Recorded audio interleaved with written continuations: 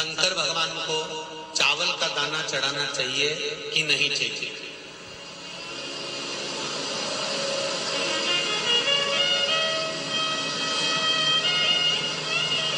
अब बोलो तेरा क्या होगा रे कान्हा?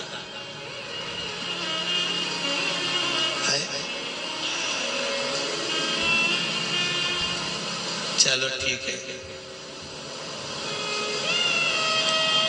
बीमार व्यक्ति से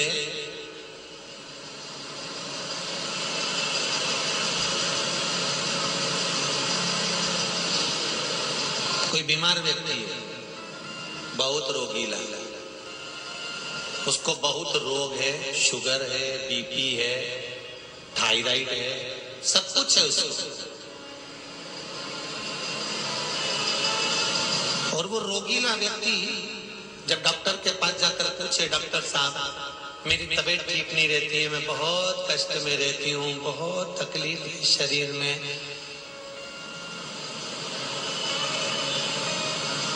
और अभी सावन का महीने का व्रत आ रहा है डॉक्टर साहब, 1 महीना में व्रत करती थी पहले, करूं कि नहीं करूं? तो डॉक्टर साहब क्या बोलेंगे? बोलते जाओ जरा जम के। डॉक्टर बोलेगा कि आप व्रत मत करो। डॉक्टर एक बात कहेंगे, शरीर स्वस्थ रखना है, व्रत बाद में हो जाएगा, अगले वर्ष कर लेना, पर अभी शरीर को सही रखने के लिए दोनों समय अच्छे पेट भरकर सात्विक भोजन करो और अपने शरीर को ठीक करो। सात्विक भोजन अपने शरीर को, व्रत बाद में भी हो जाए, अगले वर्ष हो जाए।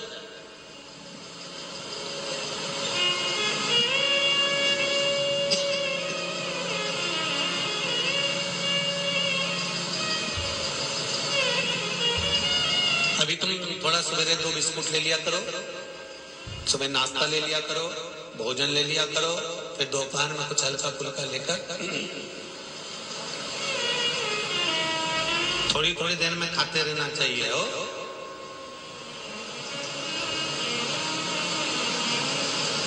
थोड़ा थोड़ा खाओ, थोड़ी थोड़ी देर में खाओ, एक साथ सुरसा जैसे मत निपटा जाओ, थोड़ा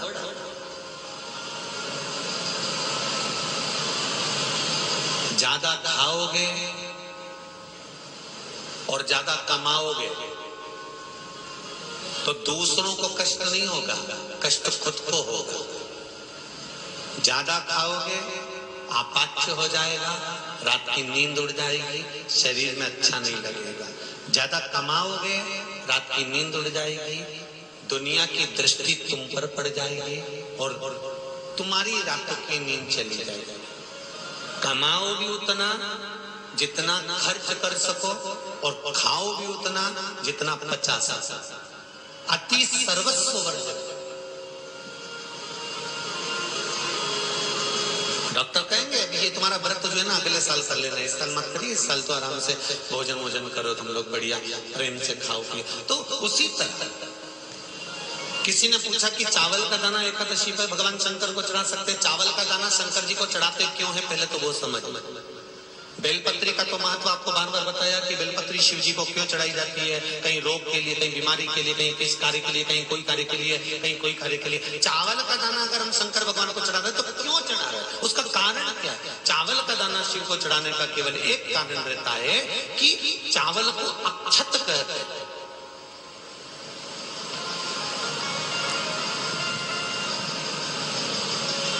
अक्षत का मतलब होता है अक्षय।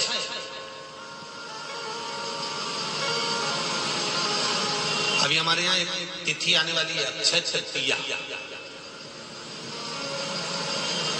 उसका मतलब क्या होता है? अक्षय, जिसका कभी क्षय ना हो। जब हम भगवान शंकर को चावल का दाना चढ़ाते हैं, जैसे बहुत ध्यान दीजिएगा महाराज, बहुत समझने वाली बात है, बहुत ध्यान से।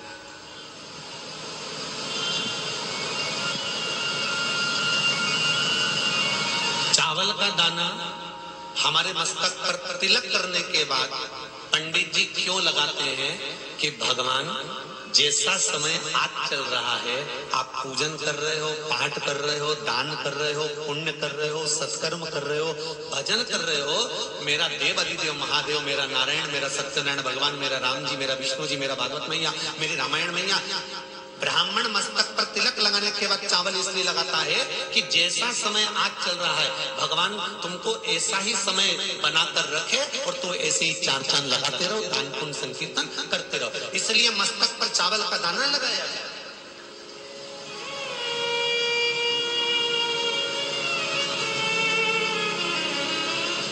कोई मर जाता है, मरने के बाद जब तक पगड़ी नहीं होती तब तक माथे पर तिलक, चावल का दाना लगाया जाता है।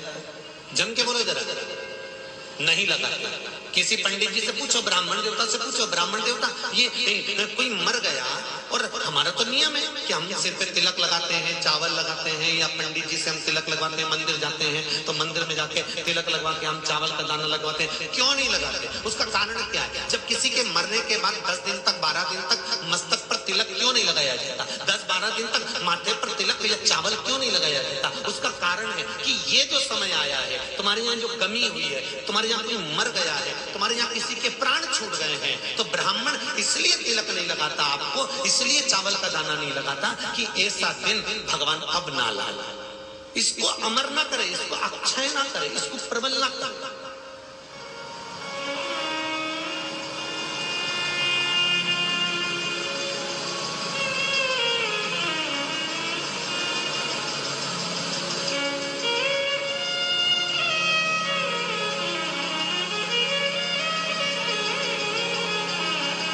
और जब चावल का दाना, तो यहाँ शिव महापुराण की कथा करी, चावल का दाना हम शिव जी को क्यों चढ़ाते हैं, भगवान को क्यों समर्पित करते हैं, भगवान की पूजन में अक्षत क्यों समर्पित करते हैं, चावल क्यों समर्पित करते हैं, उसका कारण क्या है? तो कहा आज मैंने जब चावल का दाना आपको समर्पित करा है, जिस भाव से, जिस विश्वास से, जिस श्रद्धा से, जिस मन से मैं आपको रिझा रही हूँ, हे भोलेनाथ मेरी ये मनोकामना पूर्ण कर, इसको अक्षय कर देना, इसको अमर कर देना, बस इतनी कृपा आप कर। अब किसी ने पूछा एकादशी के दिन चावल चढ़ाए कि नहीं चढ़ाए, तो यहाँ तो सीधी सीधी बात है, बीमारी देखकर थोड़ी ना आती है कि नवरात्र चल रहे हैं कि सावन का सोमवार चल रहा है, बीमारी तो बीमारी। तुम चावल मत खाओ। तिरुपति कौन कौन गया? हाथ उठाओ। ठीक है। जगन्नाथ जी कौन कौन गया? हाथ उठाओ। हाँ ठीक है। द्वारका जी कौन कौन गया? हाथ उठाओ। ठीक है। बद्रीनाथ कौन कौन गया? हाथ उठाओ। ठीक है। एकादशी के दिन कभी कभी तुम बद्रीनाथ चले जाओ, एकादशी के दिन तुम द्वारका चले जाओ, एकादशी के दिन तुम तिरुपति चले जाओ, एकादशी के दिन तुम जगन्नाथ चले जाओ, एकादशी के दिन तुम्हारी मर्जी पड़े भगवान के किसी धाम में चले जाओ और भगवान को भोग लगाओ और उनकी थाली को झांक कर देखना, उसमें चावल जरूर मिलेगा। उसमें ऐसा नहीं है कि चावल नहीं मिलेगा।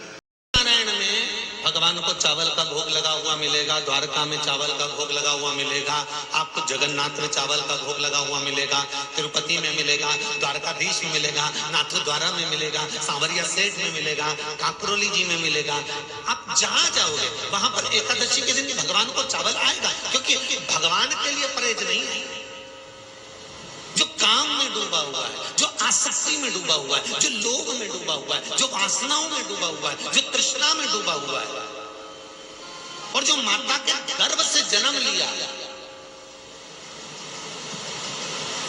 एकादशी के दिन चावल उसको नहीं खाना। अब हमारे यहाँ तो कहावत में कहते हैं, राम जी की जब स्तुति गाते हैं तो कहते हैं भय प्रगट। आती है आप लोगों को? एक लाइन तो आती होगी, गाओ जरा। भय प्रगट दीन कौशल्या। अब रामचरितमानस में कहा भय प्रगट कृपाला। प्रगट मतलब एकदम सामने आ गए। यहाँ लिखा है एदा भय लाला अगर तुलसीदास जी लिखते तो जन्म लिया होता राम जी ने तो तुलसीदास बाबा लिख देते कि पैदा भय, माता के गर्भ से इनका जन्म। नहीं नहीं नहीं, यहाँ कहा भय प्रगट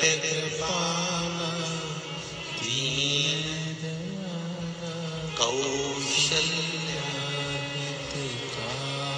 यहाँ प्रगट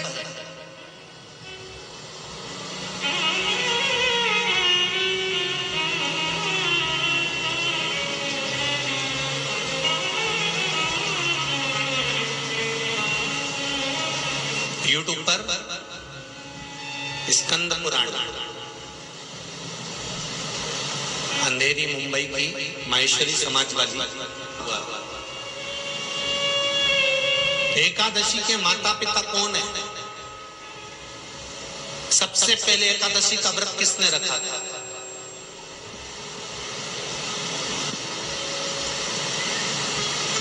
एकादशी का जन्म स्थान कहां है?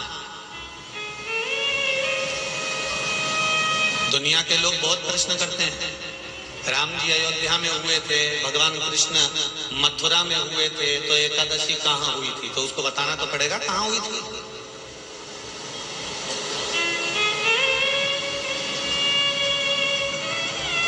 उसमें हमने वर्णन किया कि एकादशी के माता पिता कौन, एकादशी का व्रत सबसे पहले किसने किया, एकादशी का जन्म कहां हुआ, एकादशी को क्यों चावल नहीं खाते, एकादशी के दूसरे दिन चावल का दाना खाना क्यों जरूरी है।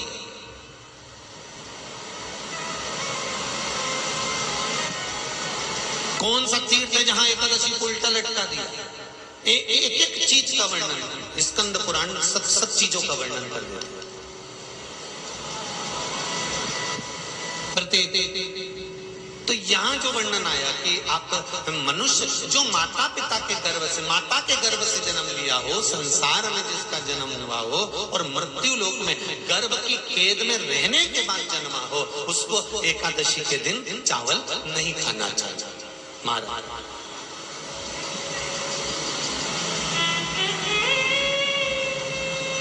पर यहाँ शास्त्र ये नहीं कहता कि भगवान को चावल नहीं चढ़ाना चाहिए। यहाँ शास्त्र कहता है आप शिव जी को चाहे एकादशी हो, चाहे द्वादशी हो, चाहे प्रदोष हो, चाहे पूर्णिमा हो, चाहे अमावस्या हो, चावल का दाना आप भगवान शिव को समर्पित कर सकते हो। और ज्यादा नहीं, शंकर कभी ये नहीं कहते कि मुझे बहुत सारा चढ़ा। शंकर जी की कथा कहती है कितना, मात्र एक चावल का दाना। हम तो उनसे भी कहेंगे जो लोग कहते हैं ना कि हम आज हमारा सावन का महीना है तो आज हमें भगवान को 1.25 लाख बेलपत्र चढ़ाएंगे, तो कोई कहता हम 1000 बेलपत्र चढ़ाएंगे, तो कोई के हम 5000 चढ़ाएंगे, कोई के हम 50,000 चढ़ाएंगे। मेरा निवेदन केवल इतना है, तुम तो एक चढ़ा। और ये भी जरूरी नहीं है, एक बेलपत्र भी कब चढ़ाई जाती है शंकर भगवान को, जब तुमने किसी एक बेलपत्र का पेड़ लगाया होगा और वो पेड़ बड़ा हो गया होगा, तब तुम हकदार बनते हो कि किसी के पेड़ की बेलपत्र तोड़कर शिव को चढ़ाई जाए। लगाया